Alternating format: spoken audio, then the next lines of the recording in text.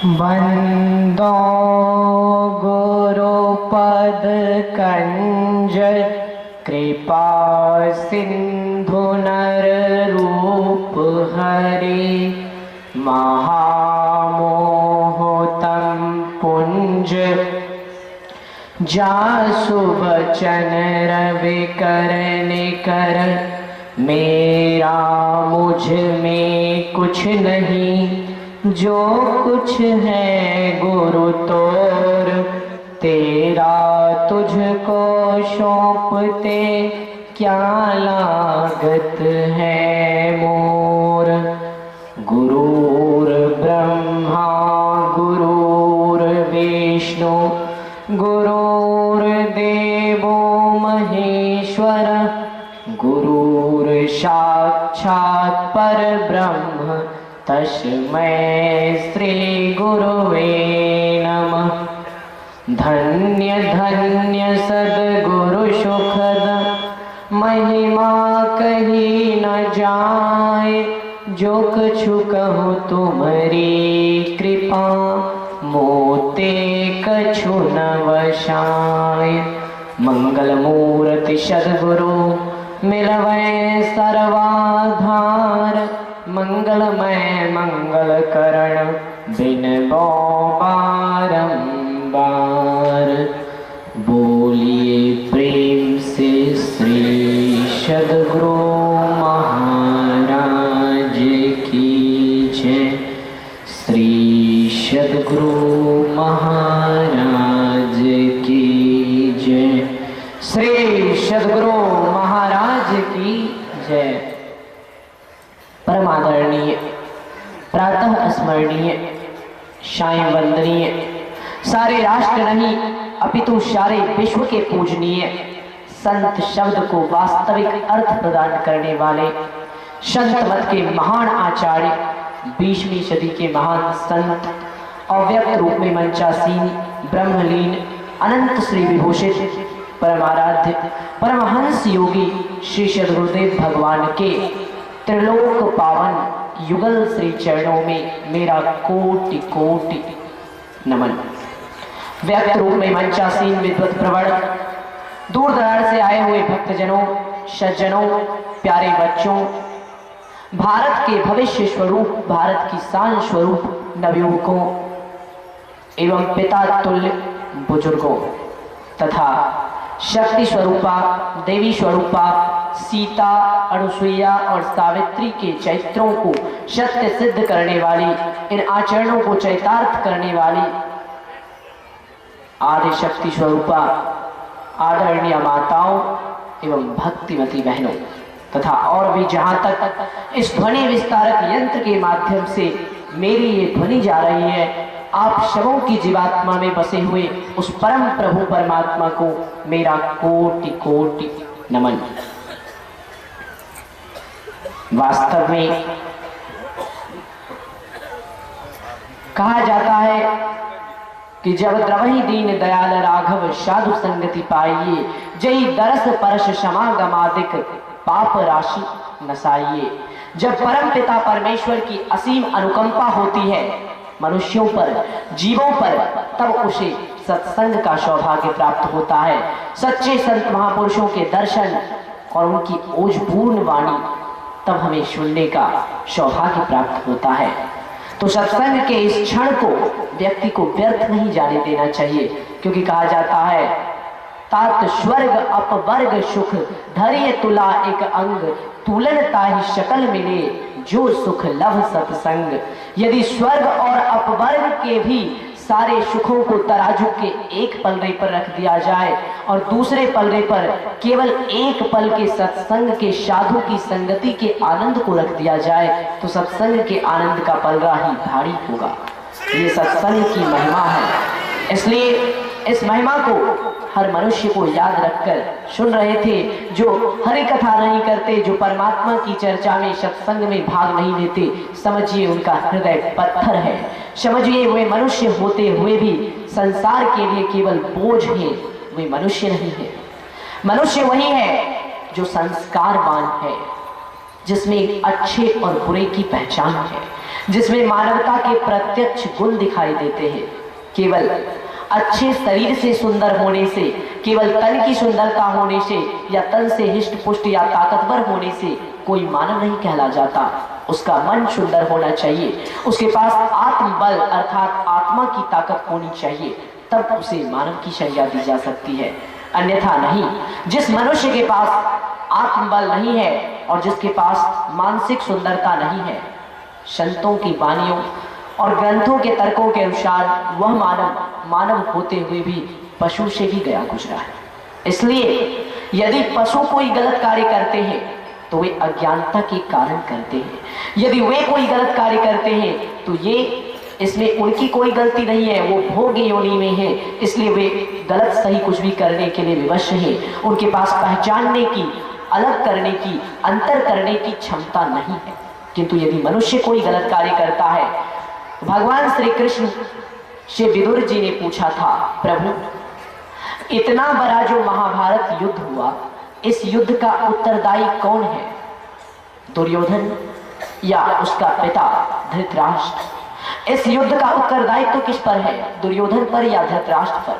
भगवान श्री कृष्ण ने कहा था, हे महात्मा, वास्तव में इस युद्ध का उत्तरदायित्व न दुर्योधन पर है और न ही धृतराष्ट्र पर। विदुर जी ने कहा, फिर इस युद्ध का उत्तरदायित्व, इतना जो नरसंहार हो गया, इसका उत्तरदायित्व किस पर है? भगवान श्री कृष्ण ने कहा था, इसका उत्तरदायित्व केवल 3 महापुरुषों पर है और वे तीनों महापुरुष धर्म के पूर्ण ज्ञाता, तत्व के मर्मज्ञ, वीरता की चरम सीमा, मर्यादा की सीमा और धर्म के एक एक परत का ज्ञान रखने वाले हैं। विदुर जी ने कहा, भगवान जिसके व्यक्तित्व की आपने इतनी महान प्रशंसा की है, क्या वैसे महापुरुषों से भी ऐसी गलती हो सकती है कि इतने बड़े युद्ध का उत्तरदायी क्या उन्हें माना जा सकता है? भगवान श्री कृष्ण ने कहा था, अवश्य इस युद्ध का उत्तरदायित्व भगवान परशुराम के अजय और महान शिष्य पितामह भीष्म, अंगराज कर्ण और आचार्य द्रोण पर है। यदि इन तीनों ने अपने सामर्थ्य को सही दिशा दी होती, यदि इन्होंने दुर्योधन जैसे अधर्मी को अपना सामर्थ्य नहीं दिया होता तो इतना महान युद्ध ही नहीं होता। केवल इनके ताकत के गलत सहयोग के कारण, केवल इनके ताकत के गलत इस्तेमाल के कारण, इनकी शक्ति के गलत उपयोग के कारण इतना बड़ा महायुद्ध हो गया। विदुर ने कहा, भगवान आपने तो कहा ये महाज्ञानी है, किंतु महाज्ञानी होते हुए भी इन्होंने ऐसी गलती क्यों की? भगवान श्री कृष्ण ने कहा, इसलिए कि धर्म 2 प्रकार के होते हैं, व्यक्तिगत और सामाजिक। इन तीनों महापुरुषों ने अपने अपने व्यक्तिगत धर्म को अपनाया। दुर्योधन के नमक का ऋण आचार्य द्रोण पर था, इसलिए द्रोणाचार्य ने अपने व्यक्तिगत धर्म की रक्षा के लिए दुर्योधन के कौरवों के खाए हुए अन्न और धन का ऋण चुकाने के लिए ही अपना सामर्थ्य, अपनी सारी क्षमता कौरवों को प्रदान कर दी। पितामह भीष्म जो अपनी व्यक्तिगत एक प्रतिज्ञा को सीने से लगाए हुए अधर्म का साथ देते चले गए। महावीर और दानवीर अंगराज कर्ण जो अपनी व्यक्तिगत मित्रता और व्यक्तिगत कृतज्ञता के ऋण का बोझ उठाते चले गए। यानी इन तीनों महापुरुषों ने सामाजिक धर्म को तिलांजलि दे दी और व्यक्तिगत धर्म को अपना लिया। जो मानव समाज की आवश्यकता को अपनी आवश्यकता नहीं मानता, जो सामाजिक धर्म को छोड़कर व्यक्तिगत धर्म को अपनाता है, उसकी बुद्धि भ्रष्ट हो जाती है। वह मनुष्य केवल अपनी सोच तक स्वार्थ सीमित रह जाता है और उसे मानव कहलाने का अधिकार नहीं होता। भगवान श्री कृष्ण ने कहा था, दूसरे शब्दों में यूं समझिए, संसार को जितनी हानि अधर्मियों से नहीं होती है, उससे कहीं अधिक हानि उसे धर्म जानने वालों की निष्क्रियता से होती है। समाज जितना कष्ट अधर्मियों से नहीं काटता है, उससे कहीं ज्यादा कष्ट समाज को धर्म जानने वालों की चुप्पी से होता है। धर्म को जानने वालों के अधर्म को देखकर मौन रहने से होता है। तात्पर्य यह है, भगवान के कहने का अर्थ यह था कि गलत वह नहीं है जो कि अज्ञानता के कारण गलती कर रहा है, वास्तविक गलत वह है जो कि सब कुछ जानबूझकर गलती कर रहा है। जो जानते बूझते गलती कर रहा है वो गलत है, जिससे गलती अनजाने में हो रहा है वो दोषी है, किंतु वो अपराधी नहीं। किंतु जो जानबूझकर गलती कर रहा है वो दोषी भी है और वो अपराधी भी है।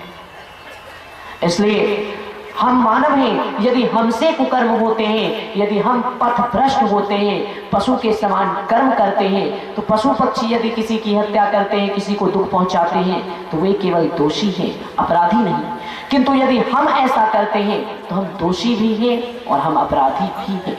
इसलिए मनुष्य को चाहिए कि यदि वो अपने आप को मानव कहता है तो उसमें मानवता के गुण प्रत्यक्ष होने चाहिए। एक आदर्श मानव का लक्षण क्या है? एक आदर्श मानव अपने लिए नहीं बल्कि अपनों के लिए अर्थात अपने समाज के लिए जीता है। उसकी सोच व्यक्तिगत नहीं होती, उसकी सोच सामाजिक होती है। कहा जाता है भावुकता से कर्तव्य बरा, कर्तव्य निभे बलिदानों से, दीपक जलने की रीत नहीं छोड़े डरकर तूफानों से। जो बलिदान कभी ना करता हो शैतान उसी को कहते हैं, जो बलिदानों में ही जीता हो महान उसी को कहते हैं। वास्तविक अर्थों में मनुष्य वो है, महान वो है जिसने जगत के लिए कुछ खोया, जिसने जगत को अपना सर्वस्व देकर कुछ न कुछ जगत को ऋणी बनाकर जो इस संसार से गया, जिसने जगत के लिए कुछ देकर, समाज के लिए कुछ देकर जाना स्वीकार किया, वो जाकर भी इस संसार से, इस समाज से कभी नहीं जाता। और जो केवल लेता ही रहता है वो इस जगत में कितनी ही लंबी आयु क्यों न जी ले, किंतु उसका जीवन पशु से भी गया गुजरा होता है। आज का प्रतिपाद्य विषय यही है कि एक आदर्श मानव के क्या लक्षण हैं। भगवान श्री राम का उपदेश सुन रहे थे, एक आदर्श व्यक्ति को कैसे जीना चाहिए और मनुष्य शरीर की उपयोगिता और इसकी सार्थकता कैसे संभव है। तो भगवान श्री राम अपने प्रजाजनों को उपदेश कर रहे थे कि हे भाई, बड़े भाग मानुष तन पावा, शुर दुर्लभ सद ग्रंथ ही गावा, साधन धाम मोक्ष कर द्वारा, पाई न जही पर लोक संहारा। स्वयं भगवान की शगुन साकार प्रतिमूर्ति के मुख से निकला हुआ ये तत्व उपदेश ही रामचरितमानस में श्री राम गीता के नाम से याद किया जाता है।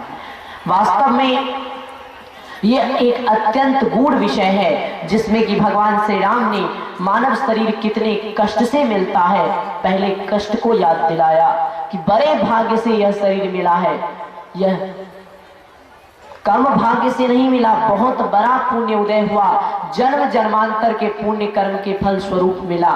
क्यों? क्योंकि यह शरीर देवताओं को भी दुर्लभ है, सुर दुर्लभ अर्थात देवताओं को भी कष्ट से प्राप्त होने योग्य है ये मानव शरीर। तो देवताओं को जो शरीर कष्ट से प्राप्त होने योग्य है, तो जो कार्य देवता करते हैं उस कार्य को मनुष्य को नहीं करना चाहिए। देवताओं से भी कुछ अलग करके दिखाओ तो हम मानव हुए। क्यों? क्योंकि देवताओं की योनि से भी यह मानव योनि श्रेष्ठ है।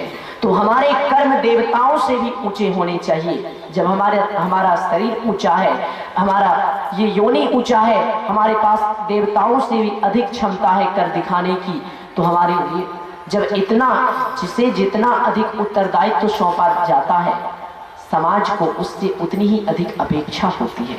जिसे जितना बड़कपन सौंपा जाता है उसे अपने बड़कपन को बनाकर रखना पड़ता है। उसकी एक भूल उसे सराखों के पीछे ले जाने के लिए विवश कर सकती है।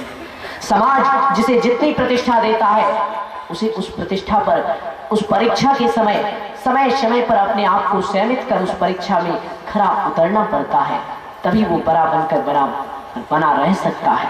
तो तात्पर्य यह है कि परमात्मा ने देव योनि से भी जो श्रेष्ठ मानव योनि हमें आपको दी है, समय समय पर वे भी परीक्षा लेते हैं। उस परीक्षा में हमें खरा उतरना है। देवता कैसे होते हैं? रामचरितमानस में गोस्वामी जी ने वर्णन किया, आए देव सबहि स्वार्थी, वचन कहीं जनु परमारथी, ऊंच निवास नीच कर तूती, देखी न सकई पराई विभूति, इंद्रिय सुरन न भोग सुहाई, इंद्रिय सुरन न ज्ञान सुहाई, विषय भोग पर प्रीति सदाई, आवत देखई विषय बियारी, ते हठ दे कपाट उभारी। गोस्वामी जी ने वर्णन किया देवताओं की करनी कितनी नीची होती है। वे सुनने में देवता लगते हैं लेकिन उन्होंने स्पष्ट रूप से संकेत किया, आए देव सबहि स्वार्थी, वे सभी देवता केवल स्वार्थों के देवता होते हैं। वचन कहीं जनु परमारथी, ऊपर से ऐसे मीठे मीठे और ज्ञान भरे वचनों को कहते हैं कि कोई भी उनके वास्तविक स्वरूप को नहीं जान पाता। कोई भी उनके वास्तविक स्वरूप को जान नहीं पाता। उनका निवास ऊंच निवास, नीच करतूती, देख ही न सकई पराई विभूति। निवास स्थान तो ऊंचा होता है, स्वर्ग में रहते हैं, लेकिन करनी उतनी ही नीची होती है। दूसरों की उन्नति वे देवता कभी नहीं देख सकते। वे इंद्रिय शुरन न ज्ञान सुहाई, विषय भोग पर प्रीति सदाई। वे केवल इंद्रियों के देवता होते हैं, उन्हें ज्ञान का तत्व अच्छा नहीं लगता। विषय भोग में लिप्त और दूसरों की संपत्ति और दूसरों की चीज में अधिक आसक्ति और अधिक प्रेम रखने वाले वे देवता होते हैं। आबत देखई विषय बिहारी, ते हठ देई कपाट उघारी। विषय रूपी विकार को अपनी ओर आते देखकर वे और विषय की ओर उसी प्रकार दौड़ पड़ते हैं, जैसे कि एक बच्चा अपनी माँ को अपने सामने देखकर माँ की गोद में जाने के लिए दौड़ पड़ता है। वैसे ही वे देवता होते हैं जो कि विषय रूपी विकार को अपनी ओर आते देखकर भागते नहीं हैं, बल्कि और तेजी से विषय की ओर दौड़ पड़ते हैं। देव योनि से केवल विषय भोग ही अच्छा लगता है, तो संतों की वाणी में आया, जब देव योनि से केवल भोग ही भोग सुहाता है, तो देव दुर्लभ मानव योनि से मनुष्य को भोग की जगह योग ही योग सुहाना चाहिए। मनुष्य को भोग की जगह योग ही योग अच्छा लगना चाहिए, तब हम वास्तविक अर्थों में मानव हैं। देवताओं को भोग सुहाता है तो हमें भोग नहीं, हमें योग सुहाना चाहिए, तब हम मानव हुए। यदि हमें भी भोग ही सुहाता रहा तो फिर देव दुर्लभ मानव योनि अत्यंत अधम भी हो सकता है। राम जी की दो प्रकार की वाणियां हैं। उन्होंने ही कहा, बड़े भाग मानुस्तन पावा, शुर दुर्लभ सदग्रंथ ही गावा। और दूसरी ओर भगवान श्री राम ने ही कहा, क्षितिजल पावक गगन शमीरा, पंच रचित यह अधम शरीरा। भगवान श्री राम ही कहते हैं, आकाश पृथ्वी अग्नि जल वायु, इन पंच तत्वों से यह अत्यंत अधम पंच भौतिक शरीर रचा गया है। तो लोग कहेंगे राम जी की कौन सी बातें सही हैं? एक ओर कहते हैं कि यह शरीर अत्यंत अधम है, दूसरी ओर कहते हैं कि यह देवताओं को भी दुर्लभ और बड़े भाग्य से प्राप्त होने योग्य है। अब पाठक या साधक भ्रम में पड़ सकते हैं कि भगवंत की किस वाणी का अनुसरण करें। वास्तव में यह मानव शरीर अत्यंत अधम है या सुर दुर्लभ। मेरे प्यारे भाइयों बहनों, कोई भी चीज गलत नहीं होता है, उसके पीछे छिपी हुई सोच गलत होती है। भगवान श्री कृष्ण ने भी अर्जुन से कहा था, हे अर्जुन, कोई कर्म संसार में गलत नहीं होता, उसके पीछे छिपी सोच गलत होती है। अगर सही सोच से बड़ा पाप कर्म भी किया जाए तो वो पाप भी पुण्य हो जाता है। अगर कोई महापापी भी अपनी सोच सही रखकर पाप कर्म को करे तो वो पाप में लिपायमान नहीं होता।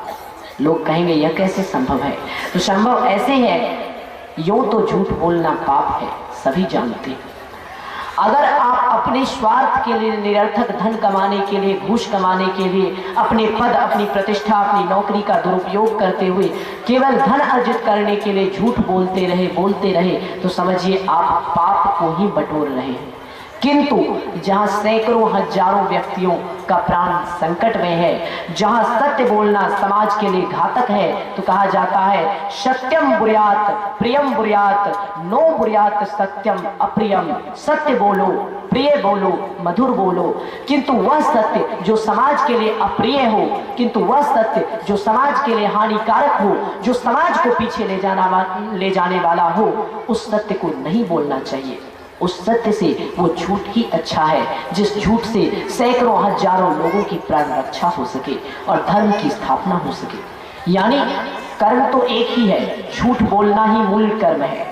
अगर अपने स्वार्थ के लिए, धन कमाने के लिए या किसी को ईर्ष्या बस पीछे करने के लिए, उससे आगे जाने की चेष्टा में झूठ बोलोगे और सैकड़ों को कष्ट दोगे तो वह झूठ पाप हो गया।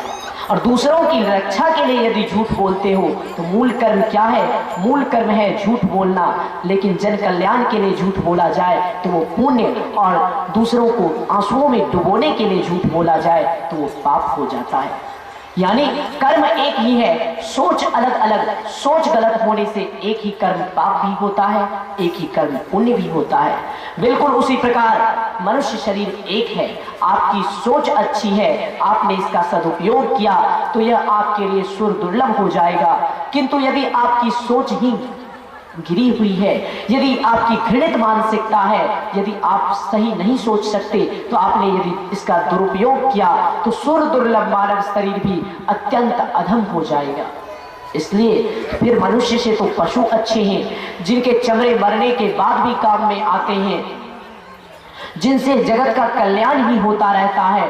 गाय को लीजिए, वह जीवन भर हमें गोबर देती है, दूध उसका काम में आता है। यह सर्वविदित है, जन्मदात्री माय से कई गुना अधिक हम गाय का दूध खाकर जीवित रहते हैं।